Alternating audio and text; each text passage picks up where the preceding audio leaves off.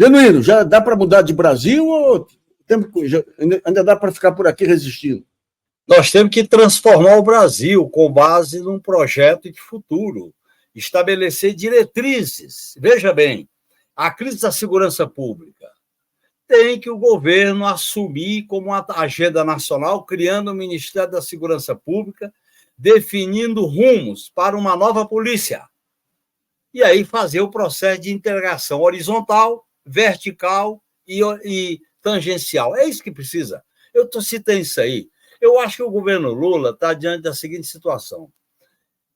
Se depender da maioria conservadora e obscurantista do Congresso, o governo dele fica marcando passo. Se depender de uma autoridade mística do Supremo Tribunal Federal, também não vai longe. Eu acho que o governo tem que estabelecer uma plataforma de diretrizes, por exemplo, enfrentar essa questão do ajuste fiscal, rompendo com a lógica do mercado da mídia corporativa aberta. 2, estabelecer uma postura mais ofensiva para rever os critérios de algumas privatizações, como a questão do setor elétrico. 3, tem que negociar uma solução para a saúde e para a educação e negociar com os grevistas. Temos que discutir uma questão de como incorporar nessas diretrizes a questão ambiental, a questão da defesa da vida, a questão do enfrentamento das pandemias, a questão das pautas alternativas da luta das mulheres, da luta antirracista, da luta dos quilombolas, dos indígenas e a luta da comunidade LGBTQIA+. Eu acho que o governo tem que sair do ecumenismo, da ideia de aliança com todos e com tudo, porque a direita está polarizando, a maioria conservadora do Congresso Nacional está fazendo constrangimento para botar o governo na lona, a grande mídia corporativa monopolista quer encurralar o governo e nós não estamos enfrentando. O governo tem que ser um governo de enfrentamento, de polarização e, principalmente, sair um pouco dos palácios e dialogar com a sociedade. Nós não temos outro caminho. Diante da crise, ou dialogamos com a sociedade, ou estabelecemos pontes, ou então com esses movimentos, com o que existe, com a nossa base popular, assim foi, então nós vamos ficar refém desse conservadorismo obscurantista, midiático, neoliberal, que quer salvar os interesses monopolistas da banca financeira e daqueles que lucram com a desgraça social do país. Nós temos que fazer uma inflexão. Eu defendo que o governo Lula faça uma inflexão política para um governo mais polarizador, de maior enfrentamento.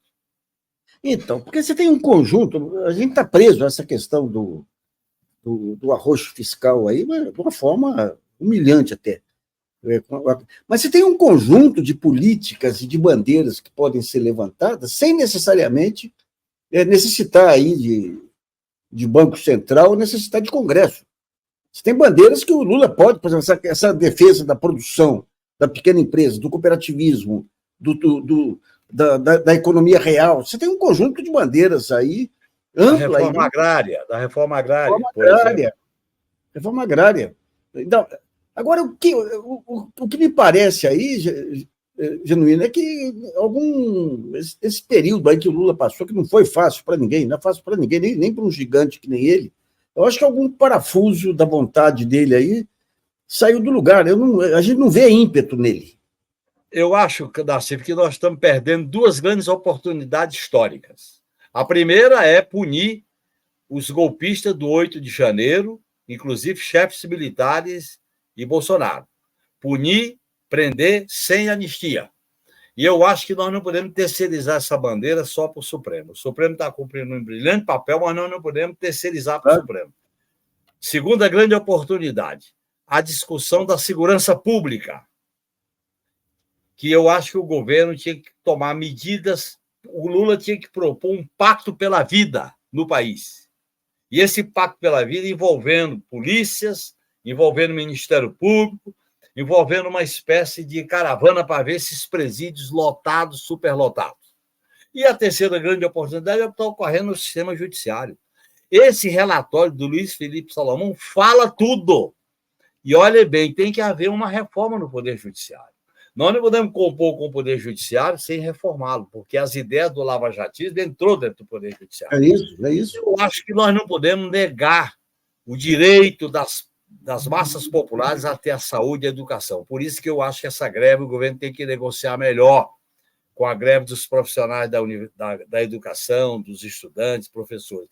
O governo tem que sair um pouco dessa visão de acomodação, de moderação, para uma política mais afirmativa de enfrentamento. É polarizar e negociar, é enfrentar e negociar, é marcar posição, inclusive no Congresso Nacional, nós podemos sofrer algumas derrotas, mas ir para a ofensiva.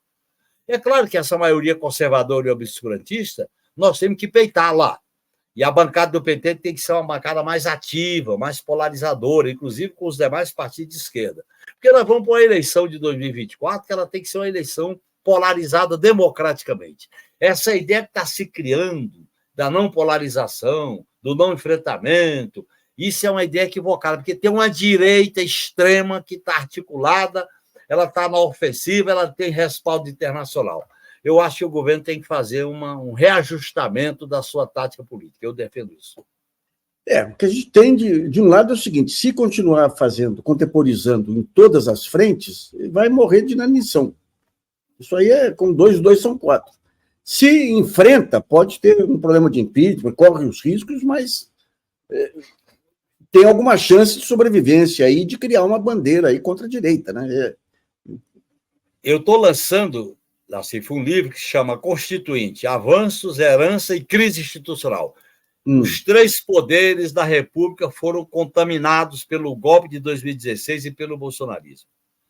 É necessário a gente recolocar essa questão. Hoje eles visam enfraquecer o poder do presidente da República como chefe de Estado e chefe de governo.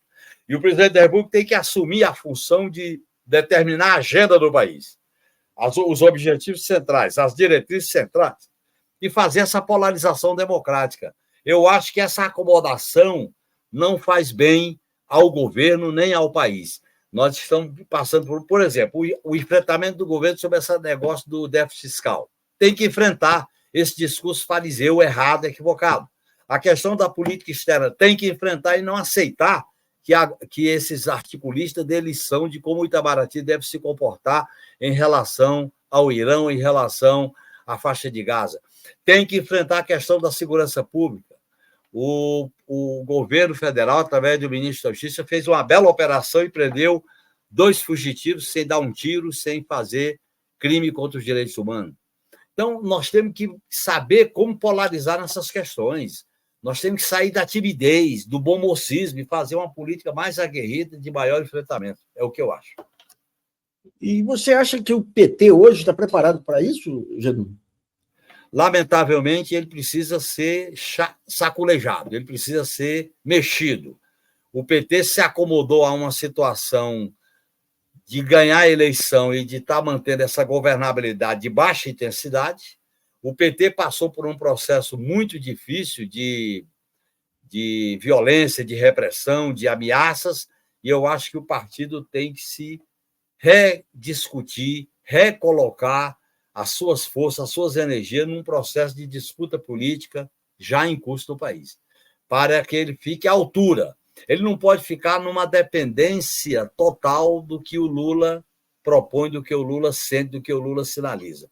O PT tem que ter uma certa autonomia, seja na Câmara, seja no Senado, seja nos movimentos sociais, a fazer crítica, a fazer sugestão, a fiscalizar o próprio governo. O governo é mais amplo do que o PT. Nós temos que partir dessa ideia. Não está preparado. Eu acho que ele tem que ser mexido para ficar à altura.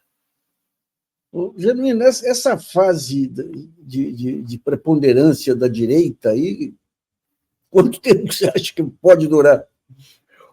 Nassif, eles estão com a hegemonia dos valores, a hegemonia da política, a hegemonia do sentido de dar o rumo para o país.